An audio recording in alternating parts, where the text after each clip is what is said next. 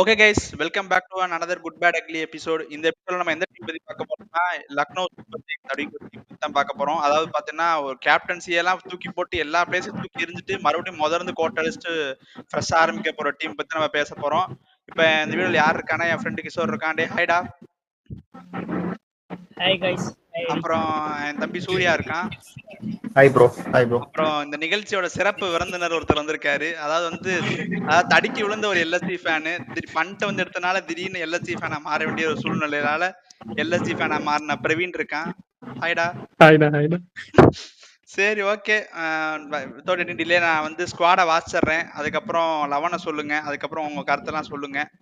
Okay, starting with Nicholas Pooran, Ravi Bishnoi, Ayush Badoni, Mayank Yadav, Mohsin Khan, Rishabh Pant, David Miller, Aiden Markram, Abdul Samad, Aryan Juyal, Mitchell Marsh, Avesh Khan, Harshdeep Singh, Akash Deep, அப்புறம் ஹிம்மத் சிங், மணிமாறன் சித்தார்த், திவேஷ் சிங், சபாஸ் அகமத், ஆகாஷ் சிங், அப்புறம் Prince Yadav, சமார் Joseph, Yuvraj Chowdhury, அப்புறம் Matthew பிரெஸ்கி, அப்புறம் வந்து அசின் குல்கர்னி.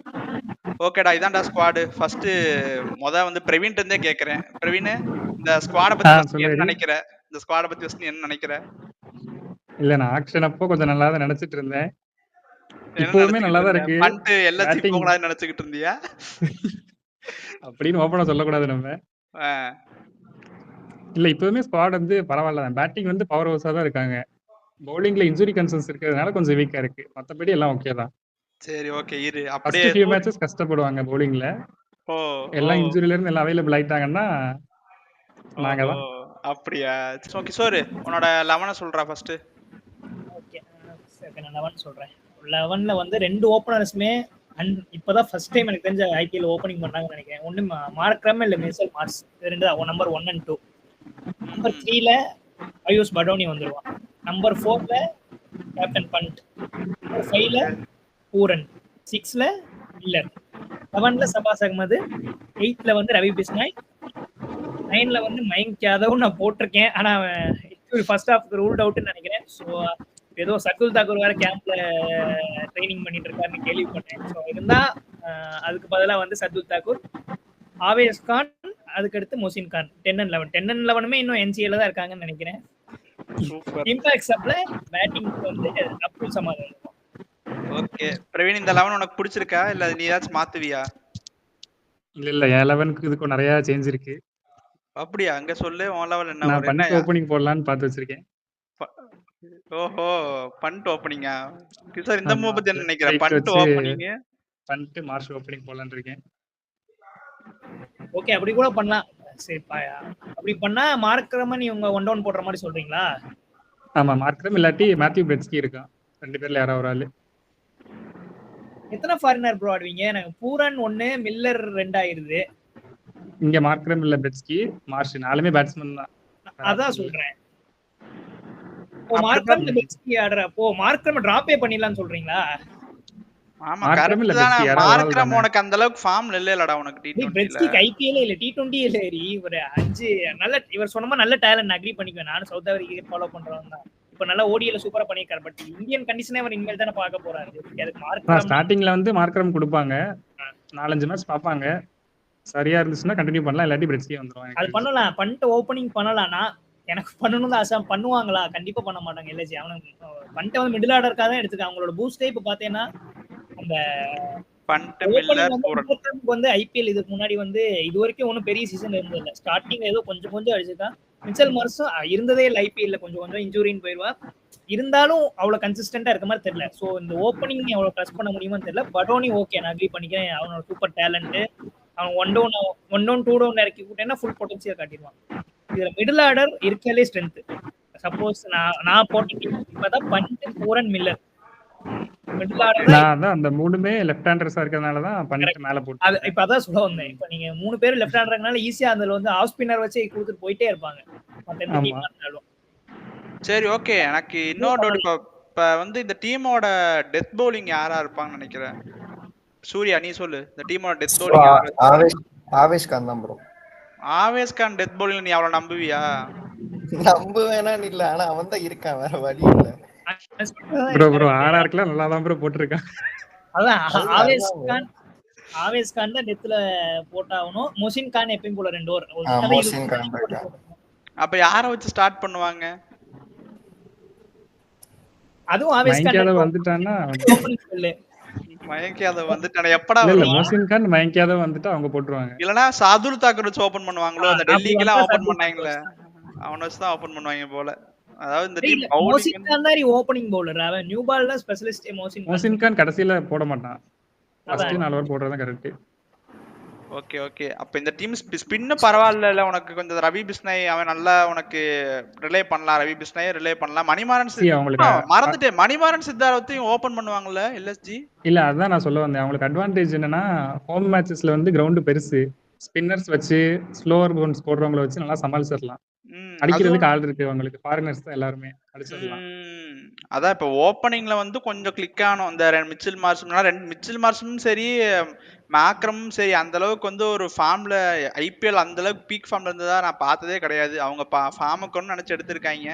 எனக்கு தெரிஞ்சு இவங்க ஓப்பனரே போல. இன்னும் இவங்க ஆக்ஷன்ல மிஸ் பண்ணிருப்பாங்க நினைக்கிறேன் கிஷோர். இவங்க ஆக்ஷன்ல கரெக்ட் முடிவு பண்ணிட்டாங்க. ஃபர்ஸ்ட் அவங்களோட இதுல இந்த பிளேயர் பண்ணிட்டு முடிவு பண்ணாங்க. சோ எவ்வளவு அமௌண்ட் ஆனாலும் வாங்கிதான் ஆகணும். யாராவது ஒருத்தவங்க இந்த 10 டீம்ல வந்து பண்ணிட்டு வாங்கிதான் எல்லாரும் ட்ரை பண்ணாங்க. சோ வந்து 27 to 8 நீ கொஞ்சம் இடத்துல நீ காம்ப்ரமைஸ் பண்ணி தான் ஆகணும். ஓகே. அப்ப இந்த டீம் பேட்டிங் வந்து மிடில் ஆர்டர் வந்து செம ஸ்ட்ராங். அதாவது வந்து செம பண்ட்டு, மில்லரு, பூரன், இது செம சூப்பர் சால் மிடில் ஆர்டர். பவுலிங்ல ஸ்பின்னு வச்சு ஓட்டலாம். ஆனா ஃபாஸ்ட் பவுலிங் தான் இப்போ ஒரு இஷ்யூவா இருக்கும் இந்த டீமை நீ நம்பர் 8 வரைக்குமே நல்ல டீம் தான் சொல்லலாம். அதுக்கப்புறம் அந்த இன்ஜுரி கன்சர்ன்ஸ் இருக்கிறது அது மட்டும் தான் கஷ்டம். அதான் அப்ப இன்ஜுரி கன்சர்ன் அதுக்குள்ளேயுமே ஷபாஸ் அகமது, ரவி பிஷ்னாயி, எம் சித்தார்த் வந்துட்டான்னா அவனும் யூஸ்ஃபுல் தான். அப்ப இப்ப வந்து நீங்க ஸ்பின்னர் வச்சுதான் அந்த டீம் நம்பி இருக்குது. ஆனா எல்எச்சி ஆனா லக்னோவுமே ஒரு மாதிரி ஸ்பின்ன அசிஸ்ட் பண்ற கிரவுண்டா தான் இருக்கும். என்ன சொல்ற? ஸ்லோ பிட்ச், பெரிய கிரவுண்ட். ஹோம் கிரவுண்டுக்கு எனக்கு தெரிஞ்ச ஃபாஸ்ட் பவுலிங்குமே நீ இன்ஜுரி கன்சர்ன் இருந்தா நீ பேட்டிங் நம்பி வச்சு போயிடலாம்னு எனக்கு தோணுது. பட் நீ இன்ஜுரி இல்லாம இருந்தாலுமே இப்ப மயங்க் யாதவ்ன்றது இப்ப வந்தவன் தான். புதுசா வந்துட்டு பேஸ் இருக்கு. ஓகே, ஆவேஸ்கான் மத்த பவுலிங் லைனை கம்பேர் பண்ணும்போது நீ எப்படி பார்த்திருந்தாலுமே இந்த பவுலிங் லைனை கொஞ்சம் வீக் தான். பேட்டிங் எவ்வளவு ஸ்ட்ராங்கோ பவுலிங் கொஞ்சம் வீக் தான். ஸ்பின் அட்டாக் சூப்பரா இருக்கு. ஷபாஸ் அகமது, சூர்யா சொன்ன மாதிரி 4 ஓவர் சூப்பரா போடுவான். பிஸ்னாய் நல்லா போடுவான். பட் ஃபாஸ்ட் பவுலிங் நீ எப்படி இருந்தாலும் ஃபாஸ்ட் பவுலிங் வீக்கா தான் தெரியும். சரி ஓகே. இந்த டீம் எப்படி குட்டா பேடா அக்லியா? ஃபர்ஸ்ட் சூர்யாட்ட இருந்து கேட்பான். மீதியா இருக்கேன். சூர்யா ப்ரோ எனக்கு வந்து குட் தான் ப்ரோ. நான் வந்து பவுலிங் அந்த கன்சர்ன்லாம் வந்து பார்க்காம வந்து நான் சொல்றேன். ஏன்னா வந்து நீ பார்த்தே சொல்லு. எப்படி பார்த்தே சொல்லு ப்ரோ. அது பார்த்தாலுமே எனக்கு ஒன்றும் அவ்வளவா இது தெரியல ப்ரோ. இதெல்லாம் சொல்ல மாட்டேன். ரீப்ளேஸ்மெண்ட் அவங்களும் வந்து அவ்வளோ அடி வாங்க மாட்டாங்க. இந்தியன் பவுலர்ஸ் தான். ஃபுல் இந்தியன் அட்டாக் வச்சு தான் போறாங்க. ஸோ அதனால வந்து எனக்கு வந்து குட் தான். கன்ஃபார்ம் வந்து குட் தான். கிஷோர் உன் பாயிண்ட் ஆஃப் வியூடா? ஆவரேஜ் இல்ல, குட்டா பேடா அக்லியா? Average bad. ஓகே பிரவீன், குட்டா பேடா அக்லியாடா அந்த டீம் உன்னை பொறுத்த வரைக்கும்? Very good. ஓஹோ, ஏன்டா? என்ன ரீசன்ரா? இல்ல ஃப்ரெஷ்ஷா ஸ்டார்ட் பண்றாங்க, புது கேப்டன், அந்த மாதிரி எல்லாம் நிறைய இருக்கு. குவாலிஃபை ஆகிறதுக்கு நிறைய சான்சஸ் இருக்கு. ஓஹோ ஓகே ஓகே. என்ன நல்லாதான் ப்ரோ இருக்கு ப்ரோ. டீம் நல்லாதான் ப்ரோ இருக்கு. இல்லடா, எனக்கு இவங்க பேட்டிங் மட்டும் தான்டா இருக்குது. பவுலிங் வந்து பாரு யாருமே எனக்கு தெரிஞ்ச ஆவேஸ்கானுமே வந்து பெரிய பவுலர் மாதிரிலாம் எனக்கு தெரியலடா. அவங்கலாம் வந்து ரூல்ட் அவுட்லாம் கிடையாதுல்ல. நீ சொல்றத நான் அக்ரி பண்றேன். ஆனா எனக்கு தெரிஞ்சு இந்த டீம் வந்து நான் ஃபர்ஸ்ட் டைம் நான் சொல்ல போறேன். இந்த டீம் வந்து என்ன பொறுத்த வரைக்கும் ஒரு அக்லின்னு நான் சொல்ல போறேன். ஏன்னா வந்து எனக்கு தெரியல. இப்ப மில்லருமே சரி, இப்ப நான் இவன் பூரன் ஓகே, பூரன் நான் வந்து ரிலே பண்ணுவேன். பண்ணிட்டு எனக்கு ஓகே தான். பட் ஆனா வந்து அவன் கன்சிஸ்டன்சி வந்து மிஸ் ஆகும். இப்ப டாப்ல நீ ஓப்பனர்ல ஒருத்தனாச்சும் நான் நம்புற மாதிரி இருக்கணும். இப்ப 2 பேருமே நீங்க என்ன சொல்றீங்க? மார்க்கரமும் சரி மிச்சல் மார்ஸும் சரி அந்த அளவுக்கு ஐபிஎல் ஒரு ப்ரூவன் கமாண்டிட்டி என்ன கேட்டீங்கன்னா நான் இல்லைன்னு சொல்லுவேன். நீங்களும் அதான் சொல்லுவீங்க. Okay, they are big names தான். பட் வந்து எனக்கு தெரிஞ்சு பவுலிங்ல பாத்தீங்கன்னா சுத்தமா வந்து நான் யாரும் இப்ப டெத்துக்கு நான் இப்ப யாரை ரிலே பண்ணி நான் கொடுக்கறது? எவனால எனக்கு ரன் லீக் பண்ண தான் போறான். ஸோ நான் பேட்டிங்ல ரன் அடிச்சா மட்டுமே தான் இந்த பவுலிங் லைனை வச்சு நான் வந்து டேக்கிள் பண்ண முடியுமே தவிர, நான் இப்ப எனக்காச்சும் ஒரு நாள் என் பேட்டிங் ஃபெயில் ஆச்சுன்னா நான் செகண்ட் இன்னிங்ஸ் நான் மேட்சே பார்க்க தேவையில்லை. நான் டிவி ஆஃப் பண்ணிட்டு போட்டு உட்காந்துப்பேன். ஸோ இதை வந்து நான் வந்து பேடுன்னு கூட சொல்ல மாட்டேன், அக்லின்னு தான் நான் சொல்லுவேன். இத பிரவீன் அக்லி வந்து ரொம்ப வந்து ஹார்ஷ்னு தோணுது ப்ரோ எனக்கு. ரொம்ப பேசிக்காத அடிச்சு மேட்ச்க்கு அப்புறம் வந்துருவானுங்க எல்லாம் கமெண்ட்ல. இல்லடா இல்ல 2-3 மேட்ச் முடிஞ்சதுக்கு அப்புறம் நானே வீடியோல வந்து கேட்பேன். ஓகே இது சொல்றேன். ஆனா நான் வந்து நீ சொல்ற பாயிண்ட்ல அக்ரி பண்ணிக்கிறேன். பட் அக்லி அளவுக்கு நான் சொல்ல மாட்டேன். இல்ல அப்படியே இருந்தாலுமே அவங்க பிளான் கரெக்டா தான் பண்ணிருக்காங்க. ஃபாரின் போலர்ஸ் எடுக்காதது நல்ல மூவ் தான்.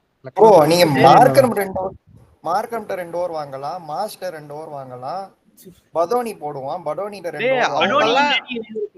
சரிடா எல்லாம் போடுவாங்க. உனக்கு யாருங்க விக்கெட் டேக்கரா இருக்க போறா? அத நீங்க சொல்லுங்க.